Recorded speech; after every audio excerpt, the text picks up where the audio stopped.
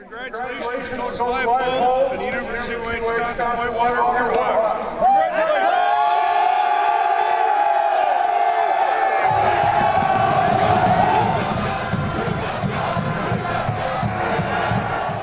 Everybody wanted it so bad. We knew what we were playing for. We knew we had doubters, and we knew that we wanted to prove everyone wrong.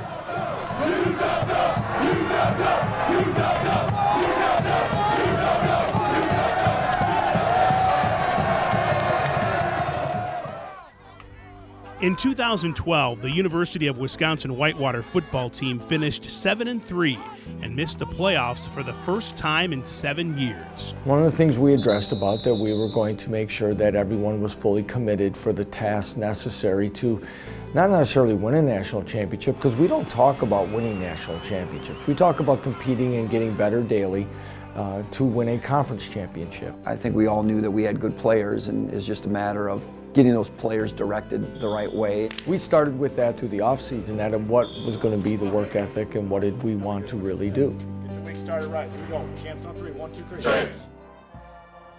In their search for redemption, the Warhawks began the 2013 season 4-0. I was excited.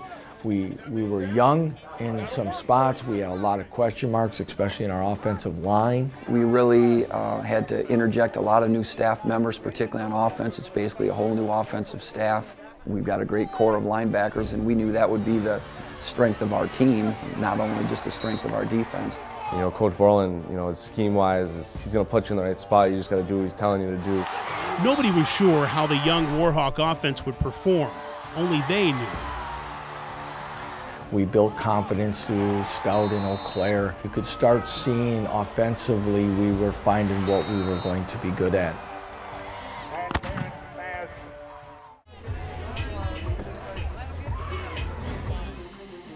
Then came Platteville that, you know, ran the spread offense, and it was, you know, tough to defend. You know, we had to get there in 2.1 seconds because John Kelly was getting the ball out pretty fast. The Warhawks gave up 2 early touchdowns, including a pick-6. We still were without Tyler Huber. Jake Kuno got hurt in the first quarter.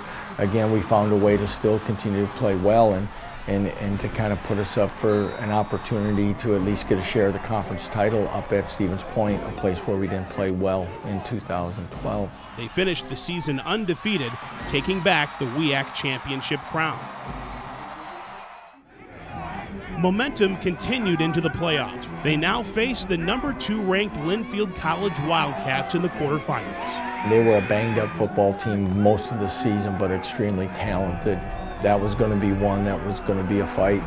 We gave up a couple big plays defensively. We fumbled the ball and turned it over, and the next thing you know, we're down 17-0. When your back's to the wall a little bit, you kind of find out what you're made of. Being down 17 points, you know, nobody was shook.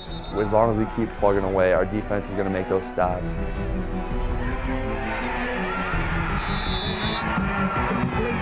We started to come back a little bit at the end of the second quarter. Coach Leipold said it to us in many games, is good football teams find a way to win.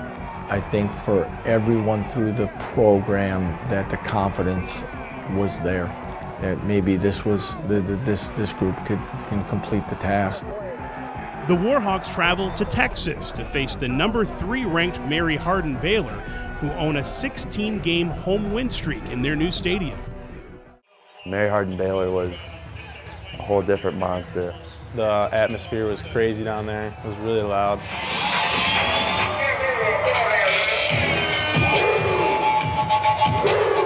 Their defense was kind of hitting us hard. Their D-line was good. Going down 12-0. We didn't know what was going to happen. You know, we were down 17-0 the previous week, so we kept our composure. Offense kind of got it going. Ratliff really got it going. Under 5 minutes left in the fourth, we had a goal line stand. They kicked a field goal. We got the ball back. They needed to stop us. Got it on 3rd down, and Jonathan had a play-action pass from Barron.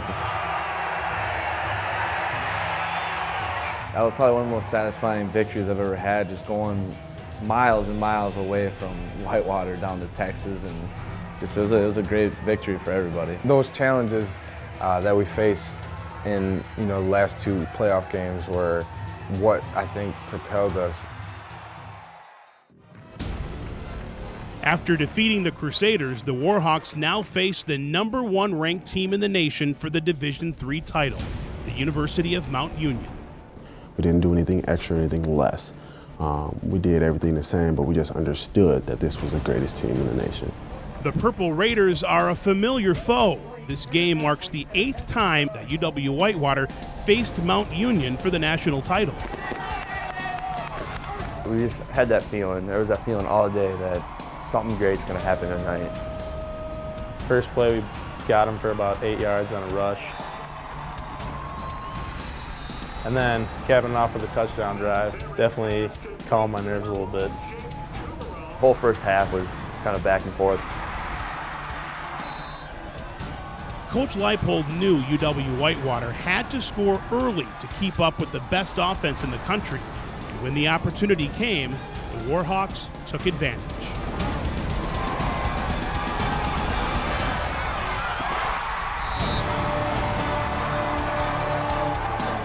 All those weapons that we always felt great about in August were finally all healthy, all playing and playing well.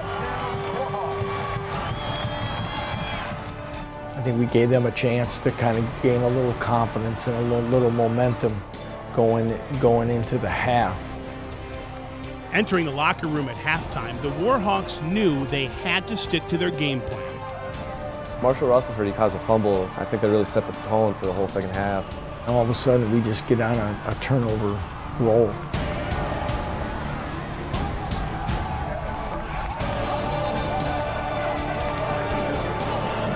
We just firing on all cylinders on offense and defense, and we just kept going at it. We didn't let up. Kind of got that feeling like, man, we did it, you know.